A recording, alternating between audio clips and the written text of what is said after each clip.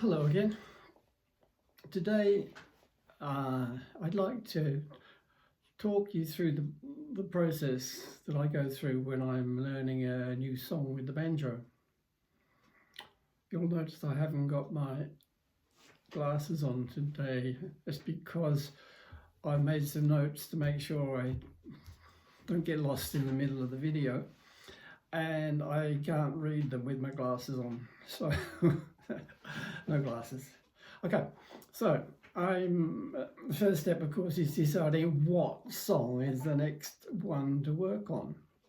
And that is sort of by chance. Something comes up in memory, or I come across something in a book, or sometimes even on YouTube and think, oh yeah, I'd like to try that. Okay, so as an example, this last week I've been thinking about Skip to Maloo. I saw it somewhere on YouTube, I think, and I thought, yeah, okay, it's nice and simple. I'll work on that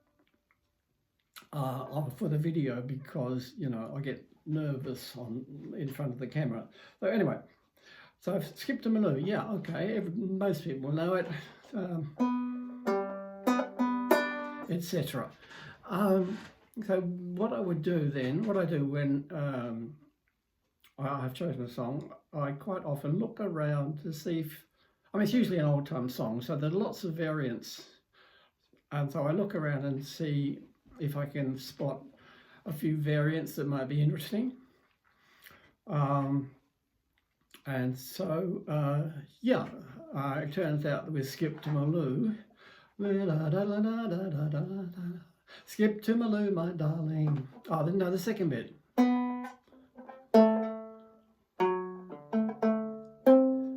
That's the second line according to the way it's in my head. But I heard somebody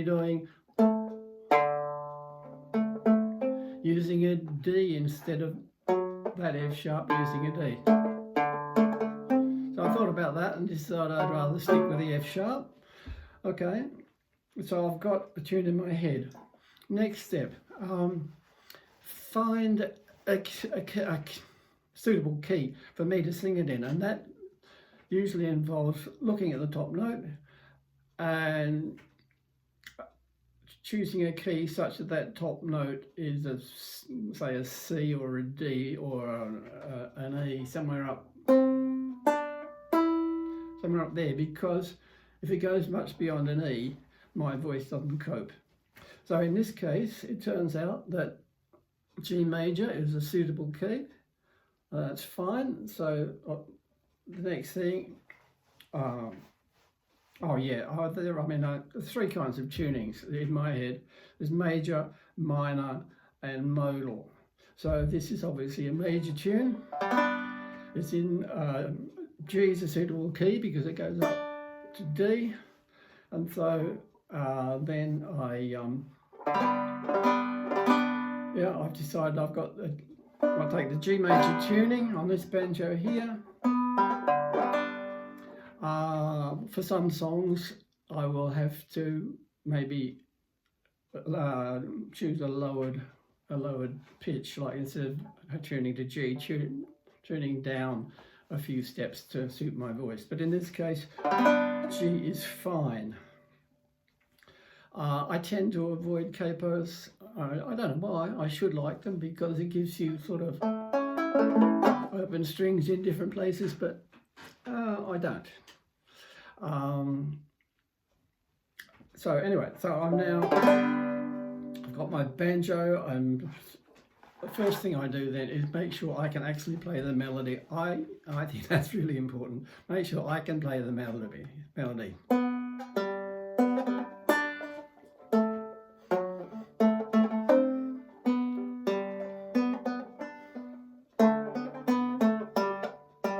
Yeah, I sort of got that. Okay, so there's the melody.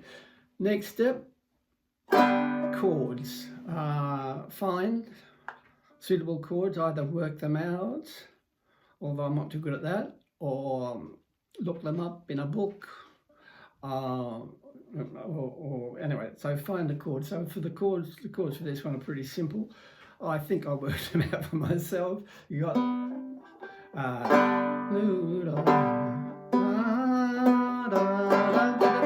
chord,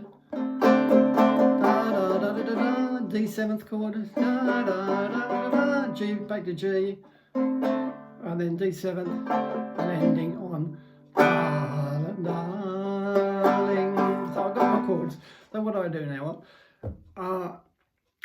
I make sure that I can play a basic accompaniment using my fallback style, which is a Seeger style picking, where I pick up with the index finger and pause, and then do a strum and string 5. So something like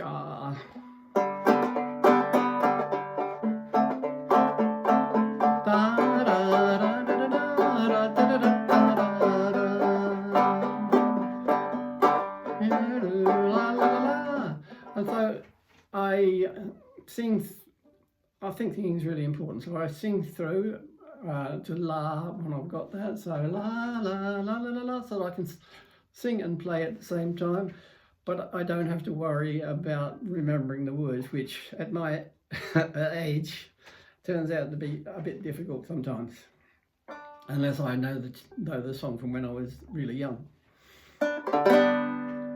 So and then next comes the sort of interesting step, where I go through the melody and think, okay, I've got the basic melody, can I spice it up a bit? And so I think about whether I could use some hammer-ons, some pull-offs, a slide or two, maybe double thumbing, drop thumbing. If you don't know what these are, it doesn't matter, but there's little things you can do to spice up the melody. I even sometimes consider 2-finger styles, or even 3-finger styles.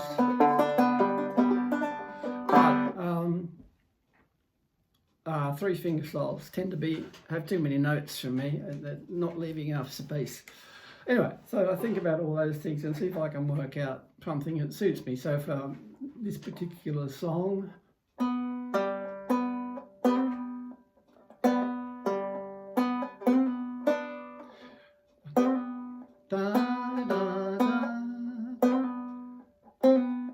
well, I sort of like that there. It's a sort of double thing. It's a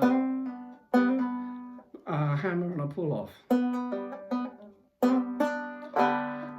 So yeah, I'll use that perhaps, and then at the end, I thought I'd like to do something like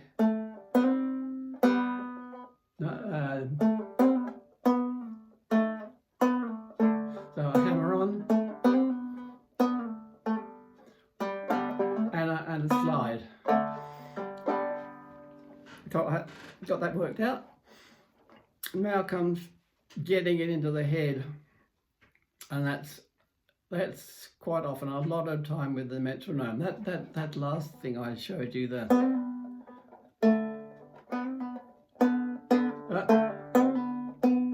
So I have been working on it, but it hasn't really sunk in. So what I find is that I think so much about that it gets in the way, and so the only way to get over that problem is to get out the metronome and sit there going over and over it at a really slow speed that I can manage, then very gradually increasing. It takes a fair bit of time, but it works, and I don't think it's boring. I like it. I like the whole process. Okay, so then I've got the song, basically, except, of course, I have to think about an intro is just strumming enough. Think about an ending. Is there anything we can do to make the ending a bit impressive? I haven't done that for this one yet. And then comes probably the hardest bit for me, which is learning the words, if I don't already know them from childhood, and being able to coordinate singing the words and remembering them with the playing. And so that takes a while too. So there you have it. I'm not ready to give you a demo yet, but I'll just mention one final step that would be lovely if I could do it.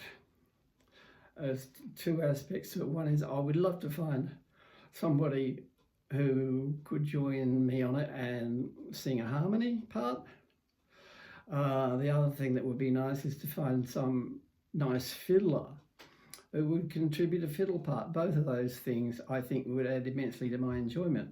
But nevertheless, I do enjoy the whole process, and I hope some of you found me talking about it interesting.